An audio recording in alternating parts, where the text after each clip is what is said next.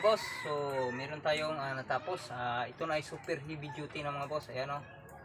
Yan, super heavy duty. At yung gulong dito mga boss, yung gulong dito is imported na po ang ating gulong. In order ko. Kasi po yung paggawa ng gulong is napakahirap. Yung kuhanin yung yung balanse ng kanyang ikot at saka yung butas sa gitna. So yan. Lagyan natin ng line release.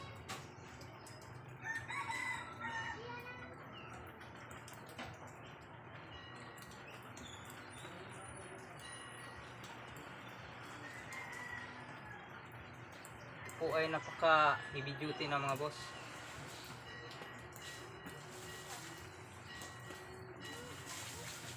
Hirap po itong lagyan natin ng bolt mga boss. Bali ito yung lock ng ito.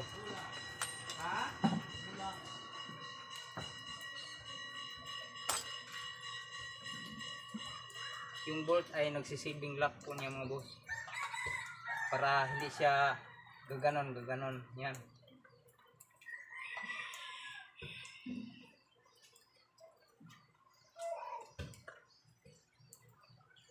At the same time is parang washer na din siya.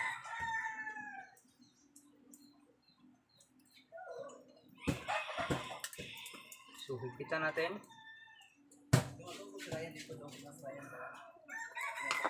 Okay. Okay na. Higpit na po. Hindi na po siya gaganon kapag igagalaw itong line release. So ang susunod is patay ng isa. Maliit na washer. Puro stainless po ang gamit natin mga boss. Washer, maliit.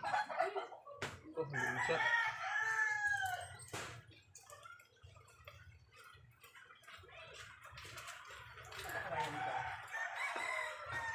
So, maulan po ngayon dito sa amin mga boss. Yan. Ang liliit ng mga washer mga boss. Saka yung bolt. Paliit.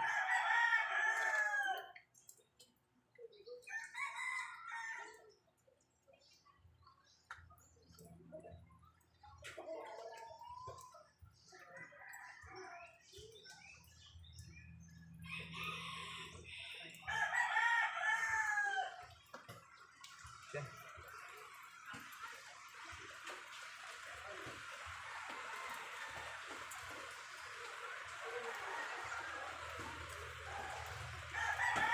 Dati mga boss, nakawheel po yung yung axle ko, pero ngayon nakabili na ako ng panglock nito. At same time, na din, alam ko na ang technique paano hindi matatanggal ito. Dikitan lang po ito mga boss, lagyan ng pandikit. Yan po ang technique. Ngayon, try susukat ito. Try natin yung niya.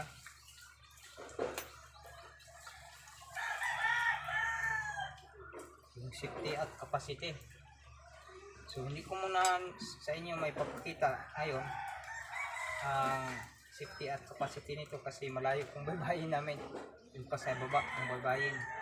So dapat para safety din sa baybayin din tayo mag testing. Ayan. Pin sa unahan.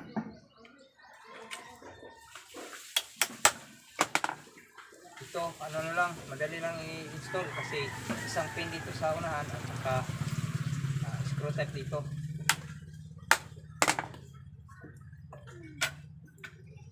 Ito. Bukan natin kung atras ba yung line release kapag ilalak o i-reload. Okay. Yan.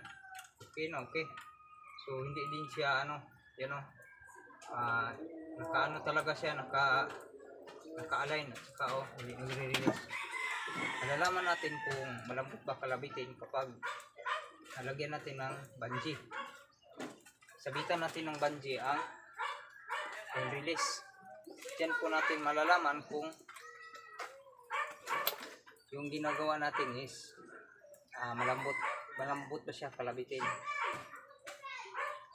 Kasi nakikita na natin na hindi siya nagre-release ng kusa dahil nga is pag nilagyan natin ng line release at itutulak ng line release kapag hindi nagre-release, safety po yan.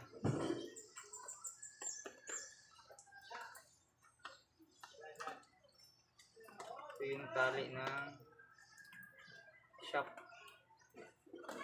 So ganyan lang po ako magtali mga boss.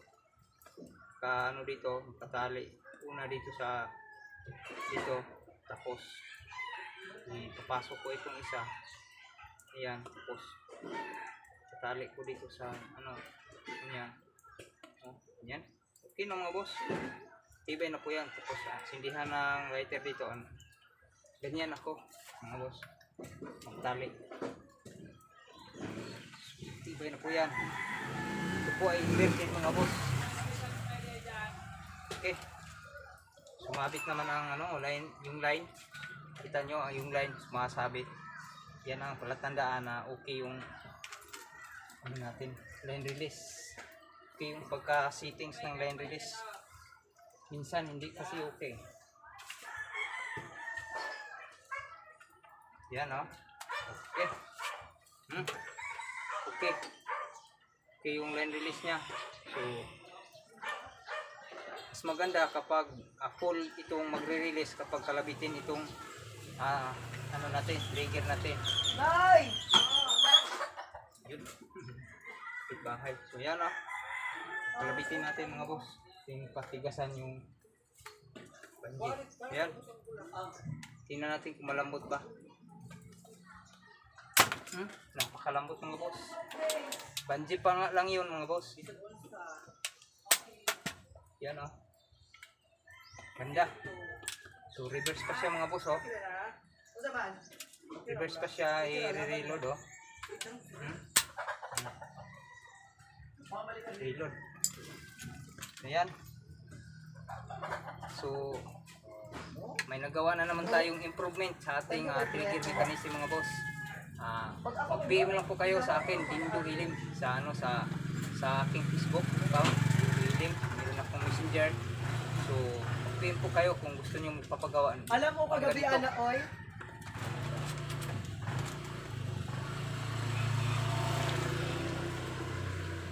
Ang price ko nito mga boss is 1,500. Free shipping na po yan at saka may libre pong tuhugan. So kung gusto niyo magpagawa sa akin dito is mag-message po kayo sa aking messenger, Dindo Hilim. So makikita niyo yung profile na verified, may verified badge at saka may hawak na grouper, malaking isda. Ako po yon. So thank you for watching mga boss. Bye bye. Maraming salamat po sa inyong pag-subscribe.